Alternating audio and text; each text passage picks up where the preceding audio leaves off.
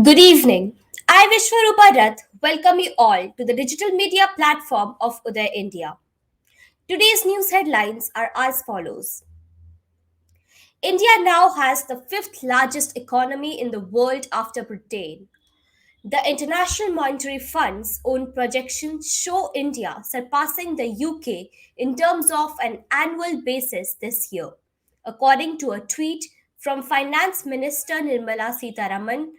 India, a regional giant, is now only slightly behind the US, China, Japan, and Germany. According to Mrs. Sitharaman, the UK was placed fifth, while India was ranked 11th among the world's top economies. The philosophy of reform, performance, and transformation, according to Health Minister Dr. Mansukh Mandaviya, is helping Prime Minister Narendra Modi's New India write new success stories. The nation, according to him, is moving quickly in the direction of becoming an economic superpower.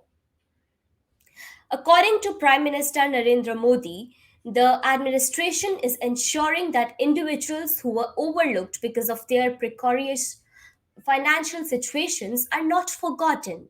According to him, millions of such people, including small farmers, traders, fishermen, and street sellers, have begun to reap the rewards of the nation's development.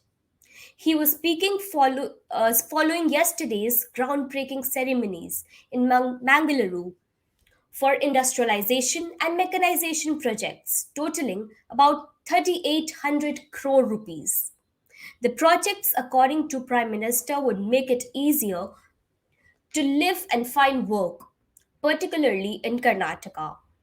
According to him, the nation's growth engine and all of its connected sectors are currently operating at full capacity. According to Mr. Modi, the service sector is likewise headed for substantial growth. Dharmendra Pradhan, India's Minister of Education, has urged better collaboration between Indonesia and Australia in the fields of education and skill development. Yesterday in Bali, Mr. Pradhan met privately with his Indonesian colleague Nadim Anwar Makarim.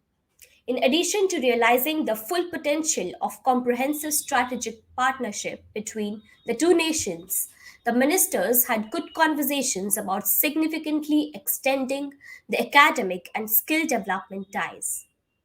Both of the leaders looked into the prospects for partnership in education and skill development, particularly in the fields of research, student exchange, and curriculum design.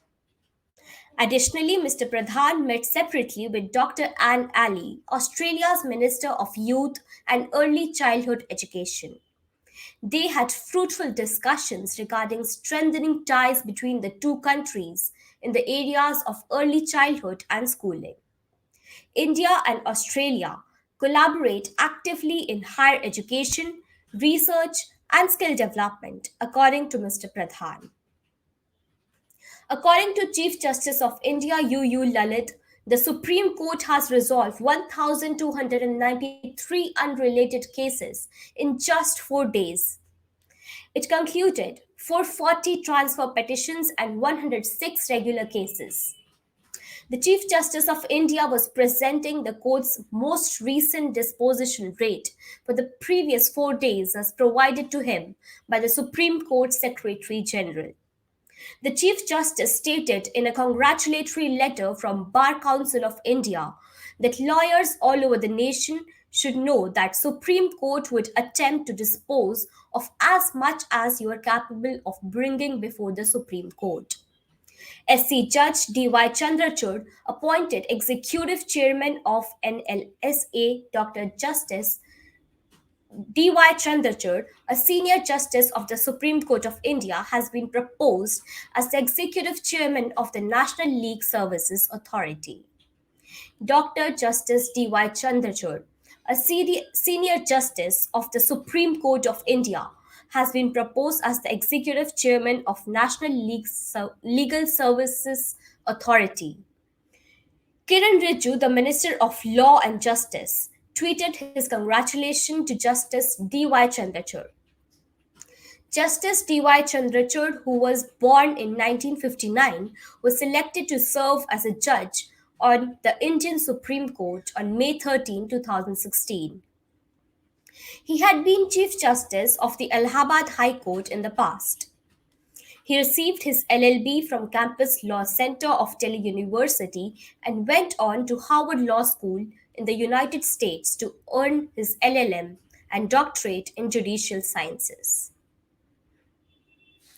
Nishikant Dubey, Manoj Tiwari, and seven other BJP lawmakers are the subjects of a FIR after it was claimed that they coerced airport workers in Jharkhand's Deoghar to allow their chartered jet to take off at night.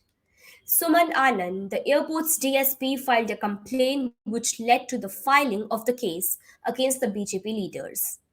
Nishikant Dubey, Manoj Tiwari, and the airport directors are among the nine people who have been charged with criminal trespass and endangering the lives or safety of others. The Godda Lok Sabha MP Nishikant Dubey, his son Kanish Khan Dubey, Mahikant Dubey, MP Manoj Tiwari, Mukesh Pathak, Devta Pandey, and Pintu Tiwari entered the high security air traffic control at Deoghar Airport without authorization on August 31, according to the FIR. They then used their power to influence the situation. The opposition Congress has stated that it will file a case with the High Court because the merger of five JDU MLAs with the BJP violates the terms of 10th schedule of the Constitution. This is the opposition Congress's initial response to the merger of five JDU MLAs with BJP. N. Biren Singh, the chief minister, has been camped out in Delhi during this time. On the other hand, the five former JDU MLAs and BJP state president A. Sharda left Imphal for New Delhi, where they are anticipated to receive a warm welcome from JP Nadda and other BJP leaders. Five JDU MLAs Khumukcham Joykishan, Gursang Sanata, Ashab Uddin, Thangjam Arun Kumar, and L.M. Khote joined the ruling party in a late night political move. A bulletin issued by the Manipur Legislative Assembly Secretariat said that the merger was done under the provisions of the 10th schedule of the Constitution. A new strain of monkeypox found in UK. The UK's health authorities said that a new strain of monkeypox has been discovered there. An individual with monkeypox has been detected, according to the British health authorities, and it is believed that recent travel to West Africa is to blame. According to ongoing recommendations from the Advisory Committee on Dangerous Pathogens, the person has been admitted to the Royal Liverpool University Hospital's High Consequence Infectious Disease Ward. A search for the person's close contacts is currently being conducted. No other connected cases have been found as of yet. US to host first ever US Pacific Island Country Summit. In response to China's expanding influence in the Indo Pacific area, the US announced in the final week of this month that it will host the first ever US Pacific Island Country Summit. The Biden administration has announced that the summit will take place in Washington from September 28 to 29. US President Joe Biden will serve as the summit's host, according to a statement from the White House. The summit will show off the United States' strong and enduring alliance with Pacific Islands nations and the wider Pacific area, which is supported by common history, shared values, and interpersonal links. Notably, the declaration came a week after Washington accused Beijing of increasing its nuclear arsenal and warned that the rapid buildup could jeopardize stability in Indo-Pacific region.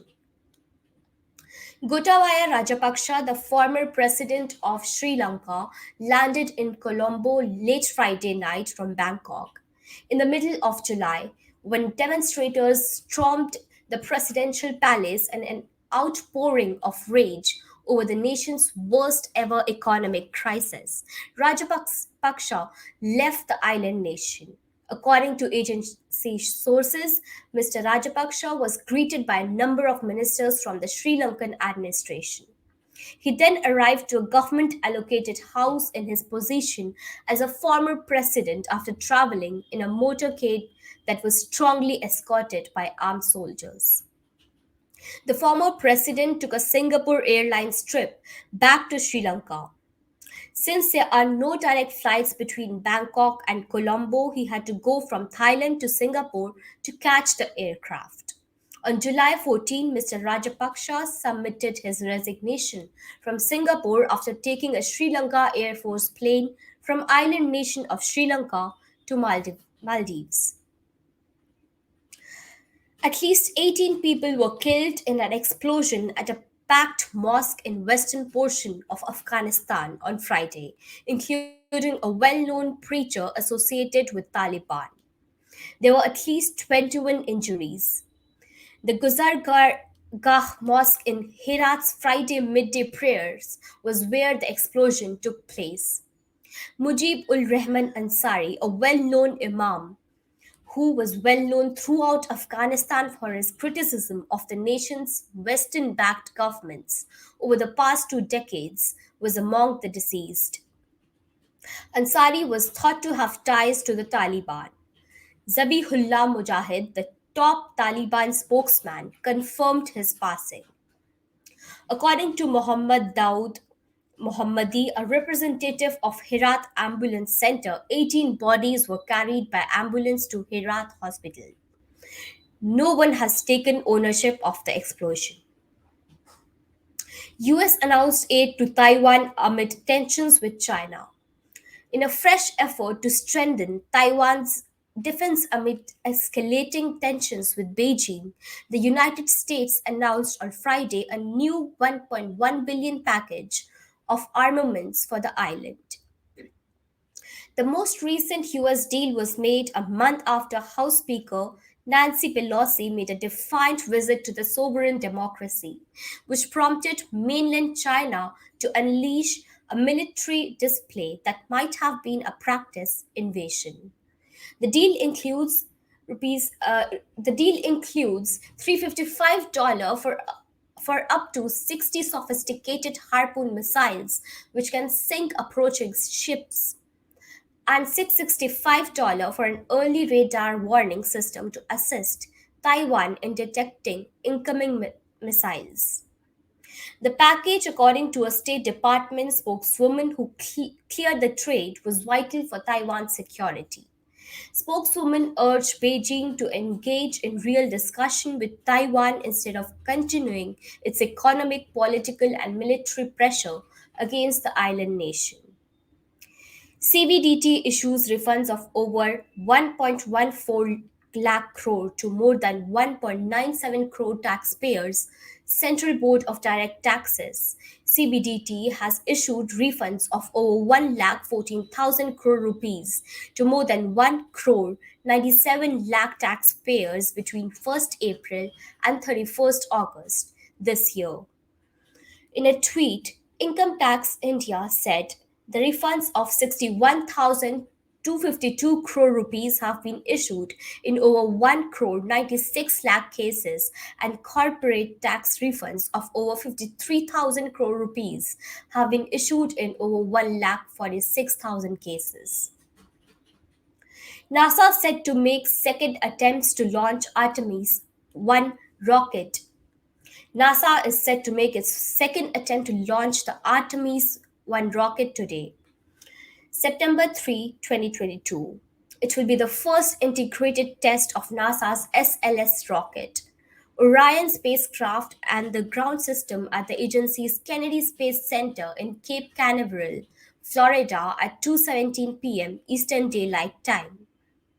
The Artemis 1 flight test is an uncrewed mission around the moon that will pave the way for a crewed flight test and future human lunar exploration as a part of Artemis.